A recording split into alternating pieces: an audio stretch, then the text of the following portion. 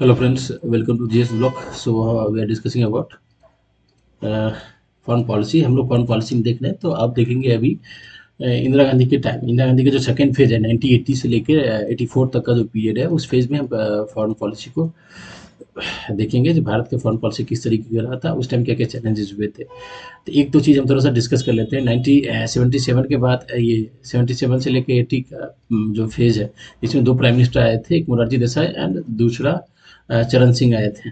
ठीक है. तो मोरारजी देसाई के बारे में हम लोग देखे थे, जो भाई थोड़ा सा ये राइट विंगर थे, तो ये अमेरिकन की तरफ जा रहे थे, लेकिन यूएसएसआर हमारा क्या था, ऑल वेदर फ्रेंड हो गया था उस टाइम, तो ठीक था. लेकिन आप चरण सिंह के टाइम में आएंगे तो दो घटना हुआ था. एक घटना हम देखे थे कि भाई जो नेम के जो हवाना कॉन्फ्रेंस हुआ था, नेम का जो हवाना कॉन्फ्रेंस हुआ था, मीटिंग हुई थी, उसमें पाकिस्तान भी इसमें आया था, इसमें सम्मिलित हुआ था. एक तो ये घटना थी. और दूसरा यदि देखोगे 1979 में क्या हुआ था, यूएसएसआर ने पाकिस्तान इधर अफगान अफगान में आ गया था. तो फिर चरण सिंह ने इस चीज़ को कंडेम किया था, अफगानिस्तान के में यूएसएसआर का मतलब जो एक तरीके से कह सकते हैं यूएसएसआर ने जो इंटर किया था वो. वर्ल्ड लेवल पर देखोगे तो यहाँ पे ईरानियन रेवोल्यूशन हो गया था, तो इंडिया ने उस टाइम ईरानियन रेवोल्यूशन को भाई मतलब सपोर्ट ही किया था. उसके बाद देखोगे तो ईरान इराक वॉर स्टार्ट हो गया था. तो ये सब था चौधरी चरण सिंह के टाइम का जो है.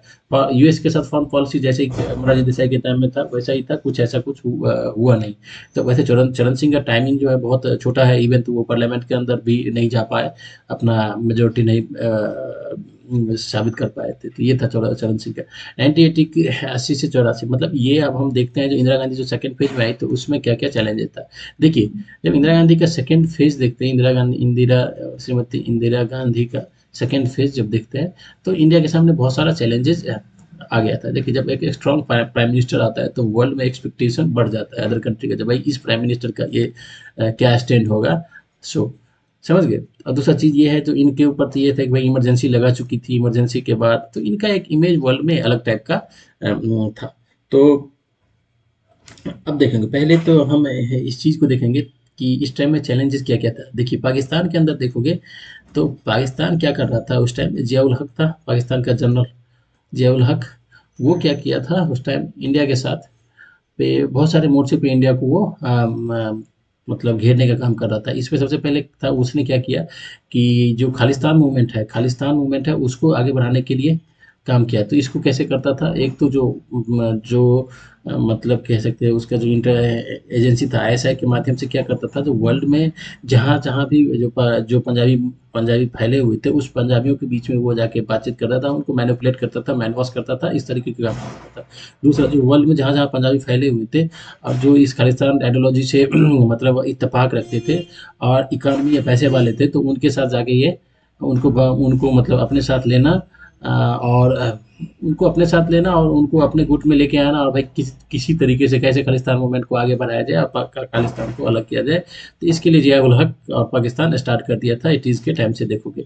दूसरा जो देखोगे, उस टाइम क्या किया उसने, पाकिस्तान जो आपका जम्मू एंड कश्मीर है, जम्मू एंड कश्मीर में वो जो सेपरेटिस्ट है उस मूवमेंट को और भी बढ़ाने का काम शुरू कर दिया था. और उसको जो सपोर्ट है, जो मिलिट्री सपोर्ट, ये सब देना स्टार्ट कर दिया था. मिलिट्री सपोर्ट मतलब क्या, आर्म्स का, लॉजिस्टिक का, ये सब सपोर्ट देना स्टार्ट कर दिया था यहाँ पे जेल के टाइम में. ये हो गया. ठीक. तीसरे फ्रंट पे यदि देखोगे तो ये क्या किया, एक तो हवाना 1979 के जो नेम समिट में पाकिस्तान आया था, तो ये इंडिया को नेम में भी इंडिया को कमजोर देखो. उस टाइम ये देखोगे पाकिस्तान का जो डिप्लोमेसी बहुत जगह पे इंडिया को मतलब फाइट करता था बढ़िया से. तो नेम में भी वो आ गया था कि भाई अब यहाँ पर भी इंडिया की जो डोमिनेंस है वो हम खत्म करेंगे. तो ये चैलेंज करने के लिए एक तो 1979 में वो नेम में भी ना, नेम मतलब कि अगर non alignment movement good respect वाले में भी ये आ गया था. दूसरा इधर क्या कर रहा था ये, यूएसए वेस्ट और इसके साथ मिलकर, और जितने भी अरेबियन, जितने भी मुस्लिम कंट्री था, उसके साथ मिलकर एक फ्रंट क्रिएट कर रहा था और इंडिया को यहाँ पे कमजोर करने की कोशिश कर रहा था. ठीक. अब हम इसको डिटेल्स में आगे धीरे धीरे देखेंगे, समझ गए. अब देखिए, जब इंदिरा गांधी के जब वो सेकंड टर्म में आई, तो उनके सामने जो चैलेंजेस था, फर्स्ट चैलेंजेस तो आप देख लिए कि भाई ज़ियाउल हक वाला मैटर देख लीजिए, पाकिस्तान जो कर रहा था वो एक चैलेंज था। दूसरा चैलेंज ये देखोगे तो अफगानिस्तान के अंदर जो यूएसए यूएसएसआर का जो इंटर हो गया था, तो इसको भाई किस तरीके से इंडिया का स्टैंड यहाँ पे क्या होगा, कैसे इंडिया क्या यूएसएसआर को कंडेम करेगा, क्या अफगान की जनता के साथ इंडिया खड़ा होगा, क्या वेस्ट का साथ देगा, क्या करेगा, ये एक चैलेंज था, ठीक है। दूसरा चीज़ ये चैलेंज था कि जब भाई जब अभी यूएसएसआर को देखोगे तो 80s के बाद से यहाँ पे ब्रेजनेव था, यहाँ पे यहाँ का यूएसएसआर का प्रेसिडेंट ब्रेजनेव। तो ब्रेजनेव का जो कोल्ड वॉर कहते हैं, कोल्ड वॉर में इसकी शक्ति थोड़ी सी अब कम होना स्टार्ट हो गया था यूएसएसआर का। और यहाँ पे जो यूएस में देखोगे तो उस टाइम यूएस में आ गया था, रीगन आ गया था 90, रोनाल्ड रीगन आ गया था 1980s में, रीगन आ गया था। इससे पहले जिमी कार्टर था, निक्सन था, ये सब रीगन आ गया था। अब देखो दूसरा, इंडिया को जो स्टैंड लेना था भाई, ईरान इराक में इंडिया का क्या स्टैंड है, ईरानी क्रांति को क्या करता है इंडिया, इराक में जो ईरान इराक का जो वॉर चल रहा है उसमें इंडिया का क्या स्टैंड है वो दिखाना था भाई। चाइनीज के साथ इंडिया को कैसे रिलेशन को मेंटेन करना, ठीक है।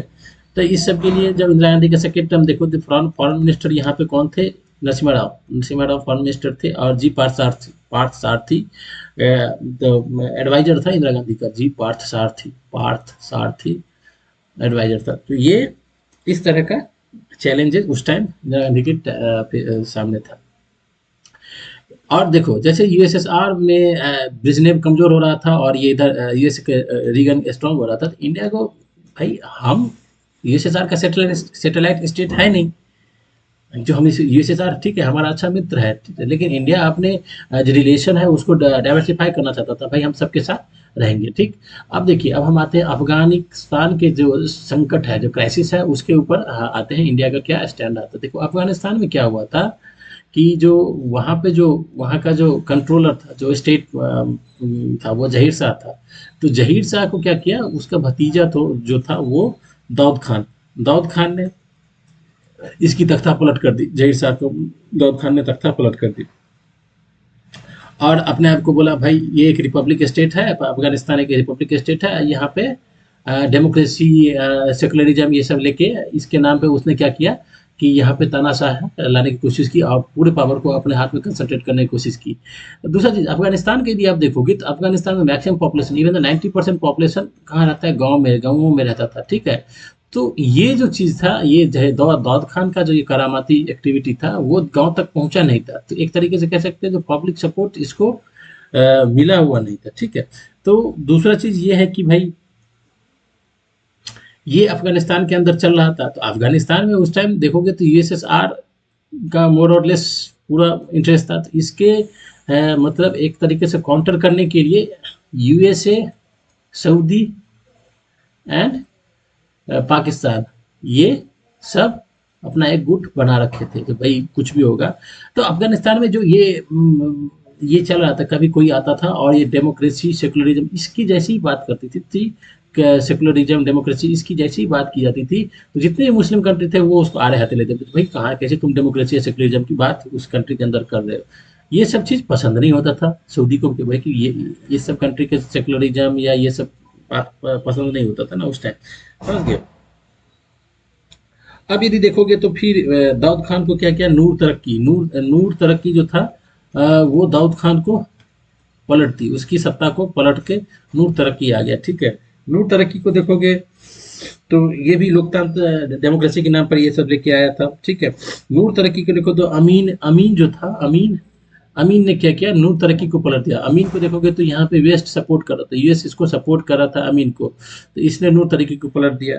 अमीन को देखोगे तो अमीन को फिर किसने पलट दी, अमीन को पलट दी बाबरक करमल ने, बाबरक करमल ने अमीर तरीके को पलट दी। अब तख्ता पलट हो रहा था और बाबरक करमल को कौन सपोर्ट कर रहा था, यूएसएसआर सपोर्ट कर रहा था। अब ये सब इतना चल रहा था, तो इधर क्या हो गया, अफगान के अंदर जो फंडामेंटल जो ये सब तो शहर में चल रहा था, और अफगानिस्तान का मैक्सिमम पॉपुलेशन गाँवों में रहता था, गाँव के लोग इससे अनभिज्ञ रहते थे। लेकिन ये जितना भी तख्ता पलट चल रहा था, इसके वजह से नरसंहार भी खूब चल रहे थे, पॉलिटिकल नरसंहार, कत्लेआम, ये सब खूब चल रहा था। जनता इससे त्रस्त था, ठीक, जनता इससे त्रस्त था। तो जनता को इधर एक आइडियोलॉजी मिलना स्टार्ट हो रहा था, ठीक है। वो फंडामेंटलिज्म की तरफ अपना इस सबसे भरोसा खो चुके थे, तो वो अपना एक देख रहे थे जो किस तरीके से हम खुद फाइट करें, ये यही जो इस्लामिक आइडियोलॉजी है उसको लेके आए। तो इसके लिए फिर यूएस को, सऊदी को एंड पाकिस्तान, ये तीनों का एक गुट बना हुआ था। इनको मौका मिल गया, ठीक, इनको मौका मिल गया, तो इस वाले गुट को ये सपोर्ट करना स्टार्ट किया। अफगानिस्तान में फिर जैसे ही इसको सपोर्ट करना स्टार्ट किया, अफगानिस्तान इधर अपना जो बाबर करमल था उसके सपोर्ट में आ गया था पूरा अफगानिस्तान में, मतलब यूएसएसआर का इन्वेजन स्टार्ट हो गया था, आ गया था, समझ गए। तो फिर ये वाले गुट ने क्या किया, इधर वाले गुट को सपोर्ट करना स्टार्ट कर दिया, समझ गए। तो ये पूरा चीज अफगानिस्तान के अंदर पूरा काम चल ही रहा था। अब देखो इंडिया के साथ ये प्रॉब्लम था, इंडियन फॉरेन पॉलिसी के साथ ये प्रॉब्लम था, जब भाई इंडिया इस बात को सपोर्ट करता है, जब भाई किसी भी इंटरनल, क्योंकि हम डिकोलोनाइजेशन को आगे बढ़ा रहे थे, भाई कोई किसी के अंदर इंटरनल मामला में हस्तक्षेप नहीं करेगा। इंडिया का तो ये था भाई इंटरनल मामले में हेल्प इंटरफेयर नहीं करेगा, तो इस चीज़ को इंडिया सपोर्ट करता है। तो इंडिया क्या यहाँ पे इस चीज़ को सपोर्ट करेगा? इंडिया का दूसरा ये चीज़ भी था, जब भाई यदि अफगानिस्तान के अंदर कोई डेमोक्रेटिक कंट्री आ जाए, कोई सेकुलर सरकार आ जाएगा, तो ये हो सकता है जो ये पाकिस्तान को वेस्ट फ्रंट पे कंट्रोल करे, तो इंडिया के लिए थोड़ा सा टफ कम हो जाएगा जो पाकिस्तान को डील करने में होता है। तो इंडिया के लिए ये भी था, तो ये चीज़ भी था। तीसरा चीज़ बहुत बड़ा एक प्रॉब्लम ये था इंडिया का, कि भाई हम यूएसएसआर को लेकर क्या करेंगे?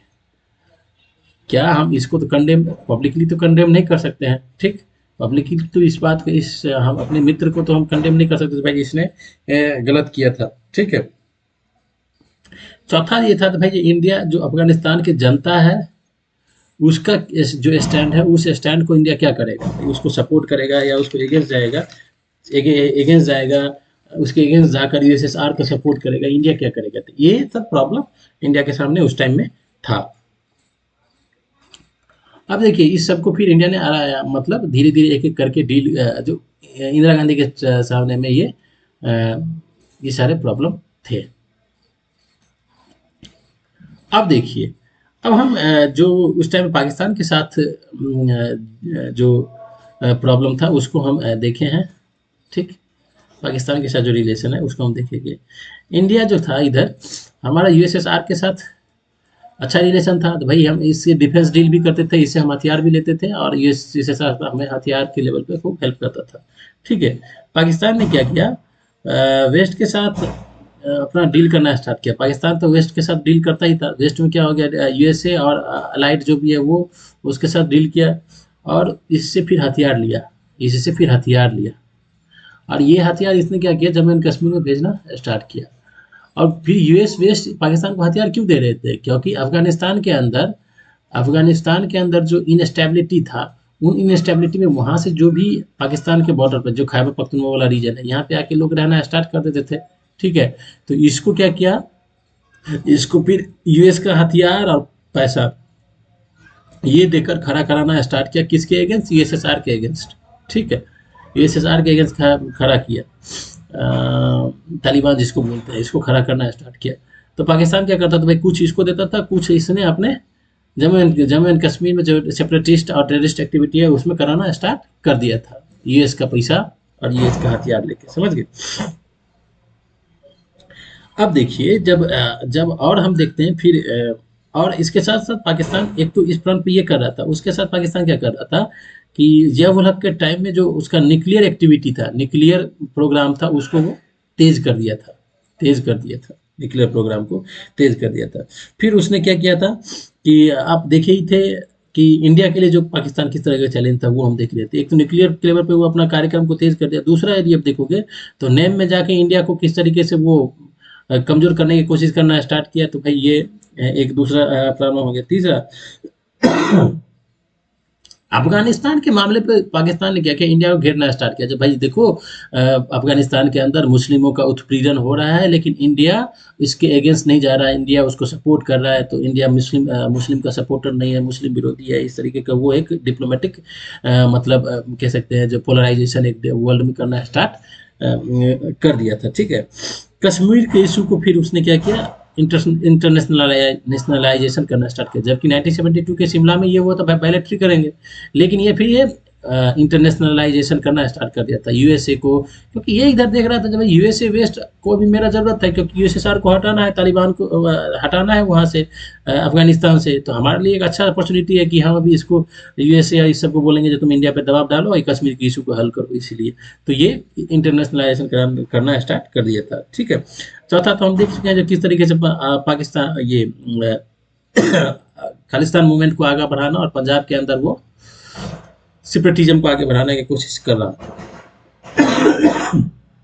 ये चीज था। उसके बाद पाकिस्तान उस टाइम क्या किया कि चीन के साथ अपने रिलेशन बढ़ाने के लिए उसने जो उसका काराकोरम रोड है उसको खोल दिया। काराकोरम पास जो है पीओके के इधर, काराकोरम पास को खोल दिया, जिससे क्या हुआ, पाकिस्तान का पीओके और चीन का जिंजिया ये दोनों कनेक्टेड हो गया। और एक दूसरा था खंजबरा पास था, खंजबरा पास, इसको खोल दिया और ये पाकिस्तान का चीन के साथ डायरेक्ट कनेक्शन स्टार्ट हो गया। ये पाकिस्तान के साथ उस टाइम चल रहा था। ठीक है, अब देखिए, अब देखोगे इंदिरा गांधी के टाइम में एक और जो मेन घटना हुआ था, वो घटना ये था कि ये बांग्लादेश के अंदर, आप यदि देखोगे हम बांग्लादेश के अंदर, तो बांग्लादेश में था जियाउर रहमान था उस टाइम, जियाउर रहमान ने ये बात की, सार्क का गठन की बात किया था, सार्क के गठन की बात किया था। तो इंडिया ने अपना वो थोड़ा सा मतलब ये नहीं दिखाया कि भाई जो हाँ कर लेते हैं, ऐसा कुछ नहीं दिखाया। यहाँ इंडिया का एक न्यूट्रल स्टैंड है, चल भाई करना है तो करो। तो जब हम इसका ये था कि भाई एक सार्क, ये साउथ एशिया के अंदर एक हम एक गुट बनाते हैं, एक मतलब जो सब इकोनॉमिक पॉलिटिकल इस सबको एक दूसरे का कल्चरल डेवलपमेंट करेगा, एक दूसरे को सहायता करेगा। लेकिन इसमें प्रॉब्लम दो तरीके का था, एक तो पाकिस्तान वाला प्रॉब्लम था, दूसरा श्रीलंका का प्रॉब्लम स्टार्ट हो गया था। तो ये उस टाइम उतना बन नहीं पाया, लेकिन आगे जाके 1984 में जाके फिर ये सार्क का गठन हुआ था।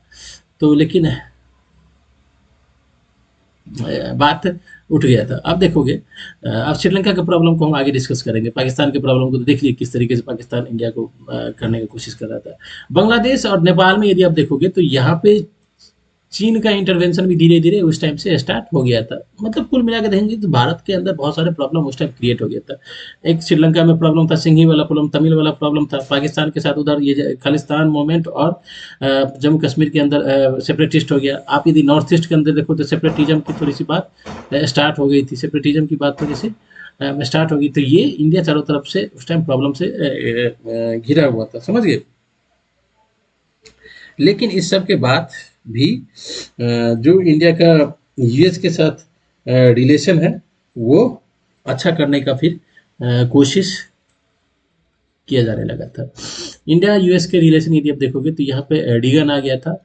रीगन जो है, एक तो 1981 में देखोगे, एक रीगन के टाइम में एक प्रॉब्लम हुआ था, जब इरानियन रेवोल्यूशन हुआ तो इरानियन रेवोल्यूशन में एक होस्टेज क्राइसिस हो गया। जो इरानियन एम्बेसी के अंदर जितने भी थे, यूएस का एम्बेसडर था, ये सब था, उसको इरानियन वहाँ का जो लोग थे, जो क्या कह सकते हैं, जो आप वहाँ के जो रेवोल्यूशनरी था वो उसको बंदी बना लिया था। तो ये लगभग 1 साल तक ये चला। तो जिमी कार्टर, ये रीगन के टाइम में ये तो अपना 1 साल तक इसी प्रॉब्लम में लगा हुआ था, समझ गए। उसके बाद देखोगे तो फिर जब 1981 के बाद यदि देखोगे तो रीगन के टाइम में एक चीज़ हुआ कि इंडिया को आईएमएफ एंड वर्ल्ड बैंक से लोन लेने की ज़रूरत था। तो लेकिन यूएस ने क्या किया था, इसको रोक दिया था, बिकॉज ऑफ पाकिस्तान के वजह से रोक दिया था। तो फिर इंदिरा गांधी का फिर मीटिंग हुआ था, कहाँ पे, इंदिरा गांधी का काननकुनन में, एक मैक्सिको के काननकुनन एक शहर है, वहाँ पे एक सम्मेलन हुआ था, वर्ल्ड लेवल का सोशियो इकोनॉमिक मतलब कॉन्फ्रेंस था। उसमें फिर इंदिरा गांधी रीगन से मिले थे। तो रीगन ने फिर बोला कि ठीक है चलिए कोई बात नहीं, जो आपका आईएमएफ से लगभग 5.2 बिलियन का था लोन की बात थी, तो चलो ठीक है हम इसको बढ़ाएंगे। फिर जाके 1982 में 1982 में इंदिरा गांधी का यूएस का दौरा हुआ, यूएस का दौरा हुआ। फिर यूएसए गए, यूएसए जाने के बाद फिर इंडिया और यूएस का वो रिलेशन अच्छा होना स्टार्ट हुआ था। तो इंडिया का ये था जो भाई हम यूएसएसआर का एक सैटेलाइट स्टेट, हम इस तरह का नहीं है कि हम यूएसएसआर का मतलब एक तरीके से उसके सब चीज़ को स्टैंड करने वाले हैं। लेकिन इंडिया को यूएस ने बोला जो भाई अब यूएसएसआर ने जो इन्वेजन किया है उसको आप उसको कंडेम कीजिए, लेकिन इंडिया का प्राइम मिनिस्टर ये उस टाइम थे तो भाई हम हम कंडेम तो नहीं करेंगे, कंडेम तो नहीं करेंगे लेकिन सपोर्ट भी नहीं किए थे। तो मतलब एक न्यूट्रल स्टैंड था यूएसएसआर को लेकर। बायलैटरली जब आते हैं तो चलो भाई ठीक है हम सपोर्ट करते हैं, लेकिन जब हम वर्ल्ड प्लेटफॉर्म पे जाते हैं तो ना तो हम कंडेम करते हैं ना उसको सपोर्ट करते हैं, चलो भाई ठीक है।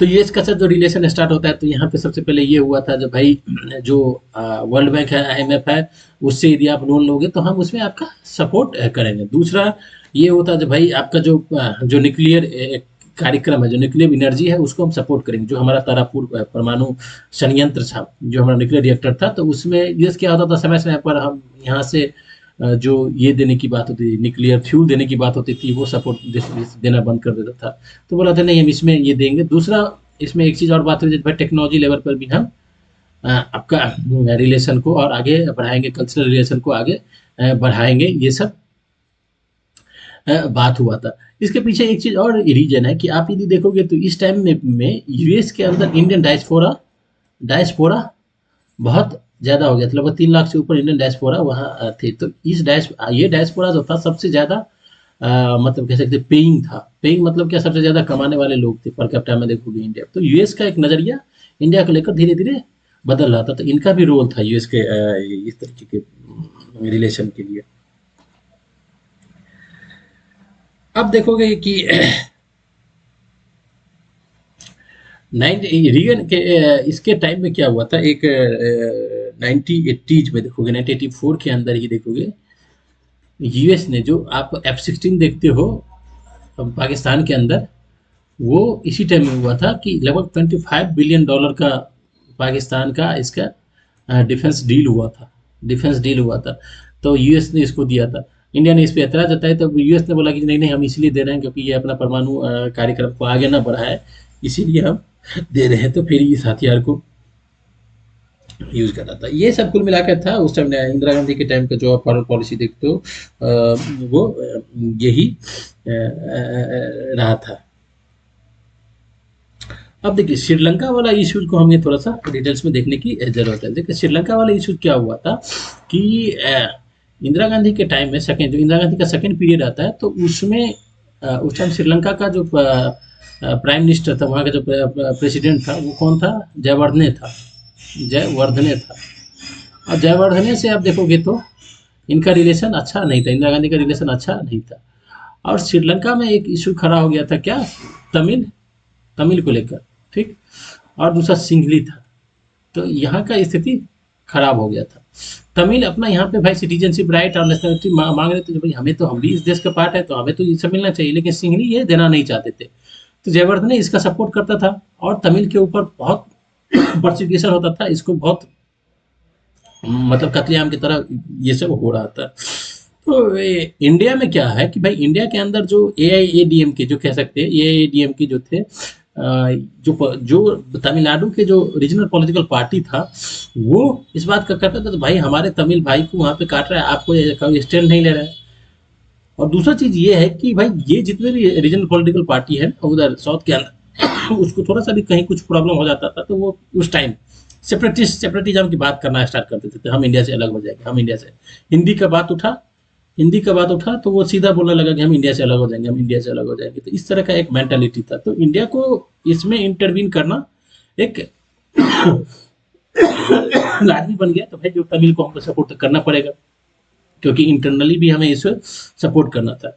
दूसरा चीज ये था जो भाई यदि आप तमिल को सपोर्ट करना एक रिलीजन के नाम पे, एक हिंदू हो गया, ये बौद्धिज्म है, ये बुद्धिज्म को मानता है, ये हिंदुइज्म को मानता है, रिलीजन के नाम पे यदि आप तमिल को एक राष्ट्र बना देंगे इधर श्रीलंका के अंदर, तो आपके अंदर भी तो जम्मू एंड कश्मीर में रिलीजन के नाम पे चल रहा है, कश्मीर के अंदर रिलीजन के नाम पे चल रहा है, और खालिस्तान भी रिलीजन के नाम पे चल रहा है। तो इंडिया के लिए ये भी स्टैंड लेना अच्छा नहीं था कि भाई हम रिलीजन के नाम पे कैसे तमिल को एक अलग स्टेट बनाने के लिए पूरी तरीके से सपोर्ट कर देंगे।